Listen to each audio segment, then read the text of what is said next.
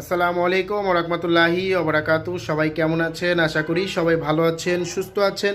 সবাইকে বিসমিল্লাহ মেশিনারিজের আরেকটি ভিডিওতে স্বাগতম জানাচ্ছি।